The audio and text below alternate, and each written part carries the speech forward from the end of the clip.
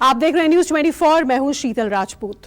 उत्तर प्रदेश में अवैध कब्जों को गिराने और माफियाओं के खिलाफ कार्रवाई को लेकर बुलडोजर सुर्खियों में है, लेकिन इस बार बुलडोजर को लेकर टारगेट फिक्स कर लिया गया है। दरअसल खबर है कि यूपी पुलिस ने सीएम योगी को अवैध निर्माण और कब्जों को लेकर प्रेजेंटेशन दी है, जिसमें 2 साल के प्लान का खाका दिया गया है। पुलिस की ओर से कहा गया है कि अगले 2 साल में यूपी के 50 टॉप माफियाओं के खिलाफ कार्रवाई की जाएगी और 1200 करोड़ रुपए कीमत की संपत्ति जब्त होगी। यह कार्रवाई गैंगस्टर एक्ट की धारा के तहत होगी। इस कार्रवाई के साथ योगी सरकार का टारगेट 2024 भी है। बुलडोजर को मरम्मत करने के लिए भेज दिया हूं।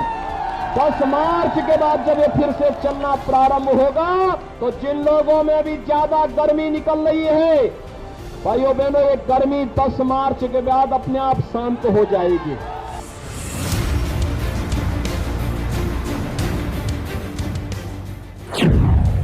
बाबा बुलडोजर का टारगेट 2 साल में 50 माफिया सेट।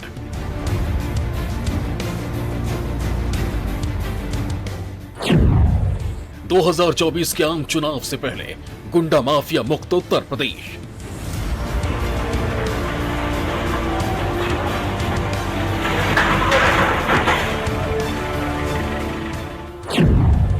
दो साल गरजेगा बाबा बुलडोजर, 1200 करोड़ की संपत्ति पर डेंजर।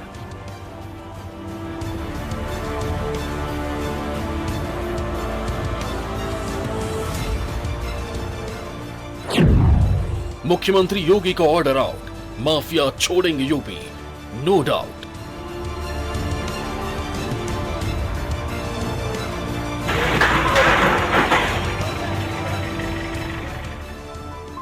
जी हां, सीएम योगी का माफियाओं, दबंगों और गुंडों को क्लियर कट मैसेज ये है कि यूपी में अब माफिया राज नहीं, योगी राज चलेगा।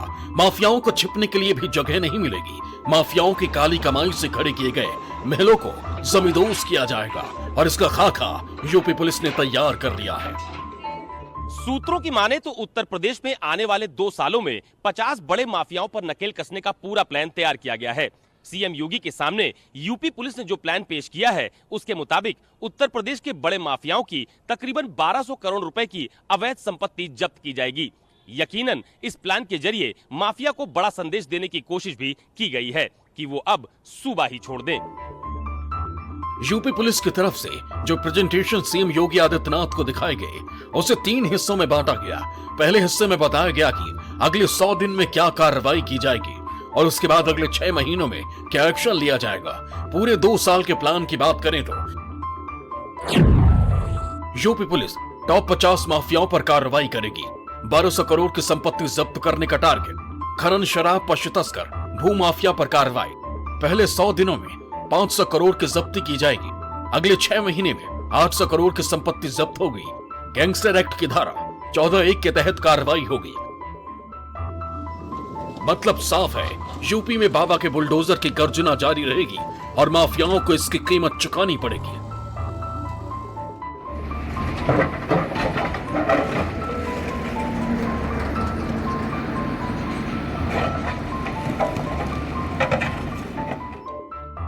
माना जा रहा है कि अगले लोकसभा चुनाव से पहले सरकार अपराध के खिलाफ सख्ती को लेकर अपनी छवि और मजबूत करना चाहती है। देखिए, उत्तर प्रदेश में जो क्राइम है और संगठित जो अपराध रहा है, पिछले तमाम सालों में अगर आप देखें, मैं 17 के पहले की बात कर रहा हूं, तो बहुत ही खराब स्थिति थी। हर इलाके में, हर जिले में कहीं न कहीं कोई न कोई गैंगस्टर, एक थाने में 20-20, 25-25 गैंगस्टर। और जो गैंगस्टर के कानून हैं या जो माफिया, जो पॉलिटिक्स में आ गए अपराधी, वो माफिया कहे जाते हैं, तो माफियाओं का जो दबदबा रहा, इन्होंने अवैध संपत्तियां बहुत बड़े पैमाने पर अर्जित की। सूत्रों के मुताबिक सीएम योगी के सामने पुलिस ने जो प्रेजेंटेशन दिया, उसमें कहा गया है कि 100 दिनों के भीतर 25 माफियाओं के बजाय 50 टॉप माफियाओं के खिलाफ कार्रवाई हर हफ्ते समीक्षा की जाएगी और कोर्ट में लटके केसों में अगले 100 दिन में दोष सिद्ध कराया जाएगा। पुलिस ने 500 करोड़ रुपए की अवैध संपत्ति को जब्त करने का टारगेट सेट किया है। गैंगस्टर एक्ट के तहत माफियाओं के खिलाफ कार्रवाई। 800 करोड़ की संपत्ति जब्त करने का टारगेट रखा गया। बाजारों में शाम के वक्त पुलिस पेट्रोलिंग में इजाफा होगा। 10 जिलों में high tech law and order QRT स्थापित होगी। यूपी सरकार की ओर से अगले 2 साल का टारगेट फिक्स कर दिया गया है। मतलब 2024 तक माफियाओं की संपत्तियों पर कार्रवाई होती रहेगी। लोकसभा चुनाव भी इसी साल होने हैं। ऐसे में यूपी की योगी आदित्यनाथ सरकार बुलडोजर मॉडल से आगे निकलने के मूड में नहीं है। आम लोगों के बीच माफियाओं और अपराधियों के खिलाफ कार्रवाई की जो छवि बनी है, उसे योगी सरकार बरकरार रखना चाहती है। जो सबसे ज्यादा आपराधिक इतिहास जिनका है, जो लोगों की विशेष रूप से किराए पर हत्या करते हैं, भाड़े पर हत्या करते हैं, इसी तरह कुछ लोग डकैतियां डालते हैं, और अब एक नया तरीका निकला है, कुछ लोग बैंकों का पैसा गबन कर लेते हैं, और इसी तरह कुछ सार्वजनिक संपत्तियों का दुरुपयोग करके उन पर कब्जा करके उनको बेच लेते हैं। तो ये सब चिन्हित किए जाएंगे। पुलिस के जो संबंधित जोन के एडीजी साहब हैं, संबंधित रेंज के आईजी हैं या डीआईजी हैं, वो लोग और जिले के पुलिस अधीक्षक अपने सारे पुलिस अधिकारियों की मदद से अपने अपने जिले की सूची बनाएंगे। विधानसभा चुनाव में जिस प्रकार का फायदा बीजेपी को मिला, वही फायदा अब लोकसभा चुनाव में भी उठाने की कोशिश होगी। इसके लिए टारगेट तय कर दिया गया है। पुलिस प्रशासन अब इस टारगेट को ध्यान में रखते हुए माफियाओं की पहचान कर उनके खिलाफ कार्रवाई करेगा। कि ये जो सरकार के कदम है कि पहले उन्होंने 2050 करोड़ की संपत्ति जब्त की, अब एक नया टारगेट उन्होंने किया, तो इसका एस्टिमेट भी होगा सरकार के पास कि अभी कितने ऐसे अपराधी हैं, कितनी ऐसी संपत्तियां उनके पास हैं जो उन्होंने लोगों को दबाकर, क्राइम करके, सरकारी योजनाओं में लूट करके, विभागों को लूट करके अपनी संपत्तियां उन्होंने अर्जित की हैं, जिस पे कोई टैक्स नहीं देते हैं और लंबे समय से वो इसी काम में लगे हैं। तो ये एक अच्छा संदेश देने वाली बात है। और उत्तर प्रदेश में अगर क्रिमिनल्स फ्री उत्तर प्रदेश होगा तो मुझे लगता है कि डेवलपमेंट अपने आप दुगना हो जाएगा इसका। योगी सरकार के पहले कार्यकाल में मुख्तार अंसारी, अतीक अहमद जैसे तमाम बड़े माफियाओं के खिलाफ अभियान चलाए गए थे और उनकी अवैध संपत्तियों पर खूब बुलडोजर चला था। ये कोई कठिन लक्ष्य नहीं है।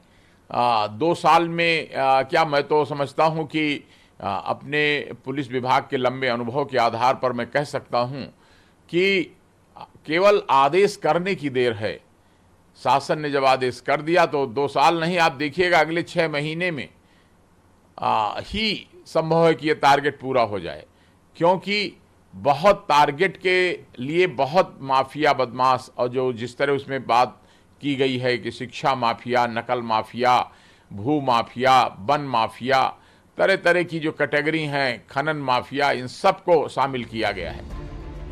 योगी सरकार ने ताबड़तोड़ अभियान चलाकर 2081 करोड़ रुपए की संपत्ति के जब्तीकरण और उन्हें ध्वस्त करने की कार्रवाई की थी, जिनके खिलाफ योगी सरकार ने कार्रवाई की थी। उनमें पहले कार्यकाल में 33 माफिया के करीब 858 करोड़ की संपत्ति शामिल थी। इसके अलावा माफिया के 700 से ज्यादा सदस्यों के खिलाफ 286 मामले दर्ज किए गए, जबकि 327 को गिरफ्तार किया गया था। इनके पास से 277 लाइसेंसी असलहे भी जब्त किए गए। 102 के खिलाफ गुंडा एक्ट की कार्रवाई की गई, जबकि 266 के खिलाफ गैंगस्टर एक्ट के तहत कार्रवाई की गई। सीएम योगी के पहले कार्यकाल में यूपी पुलिस ने अपराधियों के साथ हुई मुठभेड़ में 159 को मार गिराया, जबकि 3755 गंभीर रूप से जख्मी हुए। सूबे में माफियाओं में सीएम योगी का खौफ फैला तो अपराध पर लगाम लगी, जिसका विधानसभा चुनाव में पार्टी को सीधा फायदा मिला। लिहाजा बीजेपी अपराधियों के खिलाफ सख्त एक्शन की छवि को बरकरार रखकर इसका फायदा 2024 के लोकसभा चुनाव में उठा सकती है। जानकारों का मानना है कि इसी वजह से 2 साल के प्लान पर काम शुरू हो रहा है। लखनऊ से मान श्रीवास्तव के साथ ब्यूरो रिपोर्ट, न्यूज़ 24। माफियाओं और गुंडों पर लगाम कसने के लिए योगी सरकार का 2 साल का टारगेट फिक्स है, लेकिन माफियाओं के अवैध कब्जों और जमीनों पर लगातार कार्रवाई जारी है। फिर चाहे अवैध तरीके से निर्माण या कब्जा किसी नेता ने किया हो या फिर माफिया ने, बुलडोजर सब पर बराबर एक्शन ले रहा है। बीते दिनों समाजवादी पार्टी के एक विधायक के पेट्रोल पंप को ध्वस्त किया गया था।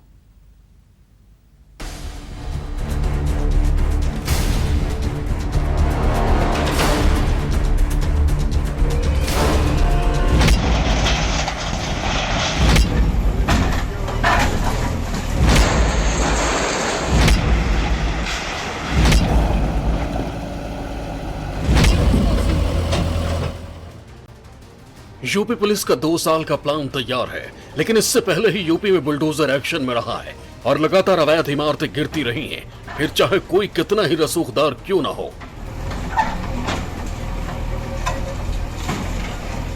ढूंढ ढूंढ करके माफियाओं को ढूंढो और निसंकोच एक हाथ पर विकास की छड़ी और दूसरे हाथ पर बुलडोजर का स्टीयरिंग लेकर के पूरे प्रदेश के अंदर घूम पड़ो।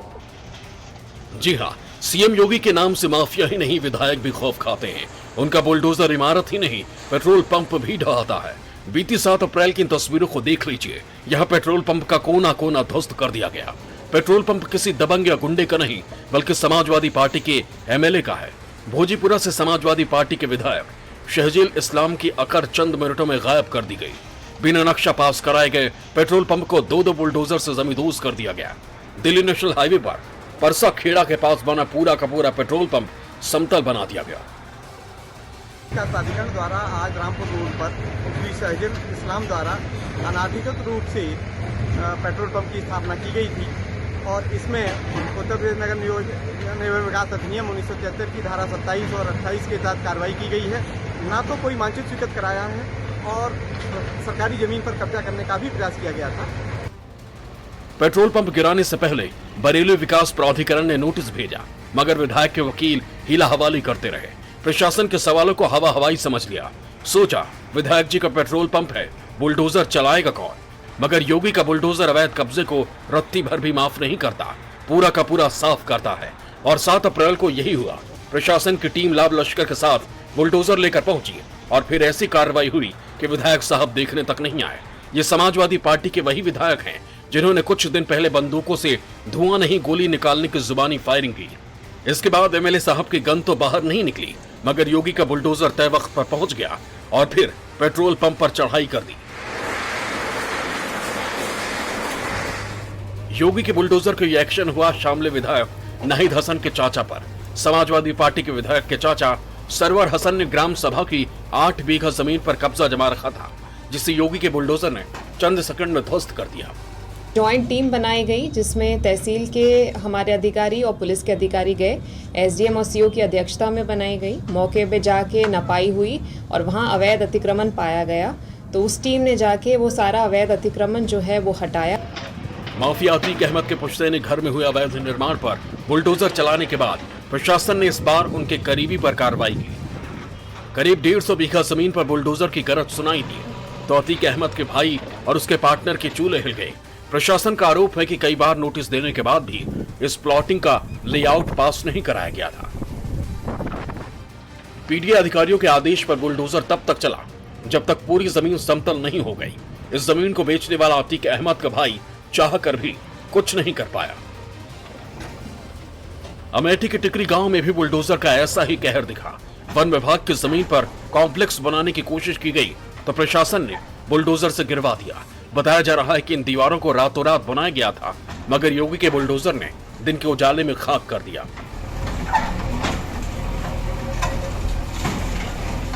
ये है कि सभी के लिए ये चेतावनी है और ये सभी के लिए सजेशन भी है कि आप कोई भी सरकारी ज़मीन पे आप कब्जा मत करिए और यदि आपको लगता है कि आप पात्र हैं तो प्रॉपर उनको पट्टा होगा। सरकार की मंशा के अनुसार नियमानुसार उनके साथ कार्रवाई की जाएगी और सभी को ये चेतावनी दी जाती है कि आपको नियम विरुद्ध कोई भी कार्य मत करें। बुलडोजर की गूंज मेरठ में भी सुनाई दी।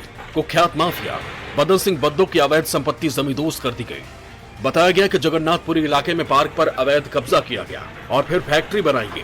प्रशासन को शिकायत मिली तो योगी 2.0 के हरकत में आते ही बुलडोजर निकाला गया और फिर करोड़ों की जमीन पर बने अवैध कब्जे को खंडहर कर दिया गया। 2.5 लाख का इनामी बदन सिंह बद्दो फरार हो गया, मगर बुलडोजर के जरिए उसकी कमर तोड़नी शुरू कर दी।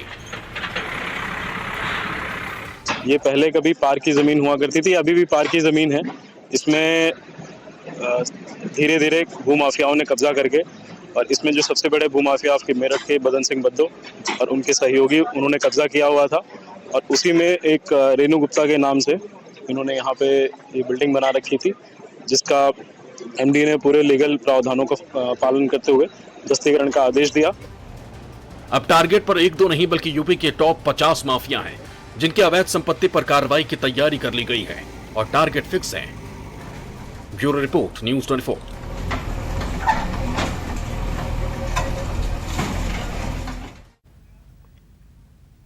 एक ब्रेक के लिए हम यहां रुकेंगे, आप देखते रहिए न्यूज 24।